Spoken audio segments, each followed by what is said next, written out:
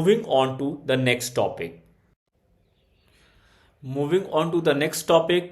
Next topic talks about the introduction of the Telecommunication Bill 2023. ये हमें याद रखना है कि भारत का जो टेलीकम्युनिकेशन है या टेलीकॉम सेक्टर है उसके तीन पिलर्स हैं या तीन लॉज हैं या रेगुलेटेड बाय थ्री लॉज। क्या क्या?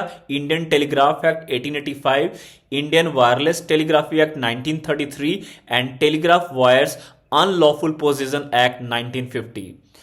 इंडियन टेलीग्राफ एक्ट 1885 क्या से डील करता है? लाइसेंसिंग ऑफ टेलीग्राफ से डील करता है। इंडियन वायरलेस टेलीग्राफी एक्ट किससे डील करता है? इंस्ट्रूमेंट एंड इक्विपमेंट्स जिससे वायरलेस टेलीग्राफी होता है। और third, telegraph wires unlawful possession 1950 deals with the position of telegraph wire. इस एक्ट को क्या कर दिया गया है? रिपील कर दिया गया है। तो आप देख लेते हैं द टेलीकम्युनिकेशन बिल 2023।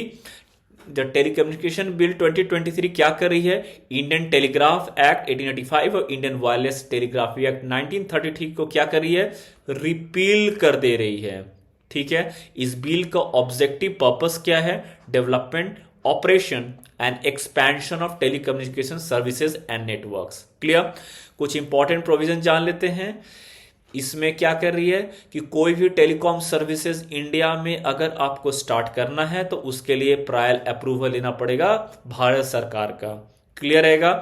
आपको कुछ चीज ध्यान में रखना पड़ेगा जैसे कि पब्लिक इमरजेंसी और नेशनल सिक्योरिटी, जिसके वजह से गवर्नमेंट सस्पेंड या कंट्रोल कर सकती है टेलीकॉम ऑपरेशंस को।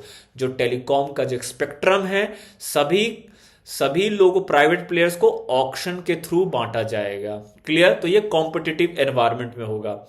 ओटीटी और व्हाट्सएप को इससे अलग रख दिया गया है। They are not part of telecom services. इसमें एक इंपॉर्टेंट चीज याद रखेंगे, डिजिटल भारत निधि याद रखेंगे। इसका पहले का जो नाम था यूनिवर्सल सर्विस ऑब्लिगेशन फंड। ये क्यों बनाया गया था? ताकि to provide telecom services in undeserved areas, जहां पे अंडर डेवलप्ड एरिया है वहां पर टेलीकॉम नेटवर्क को फैलाने के लिए क्या लॉन्च किया गया था? Universal service obligation fund. इसको चेंज कर दिया गया है। इसके जगह पे अब कौन सा नाम रख दिया गया है?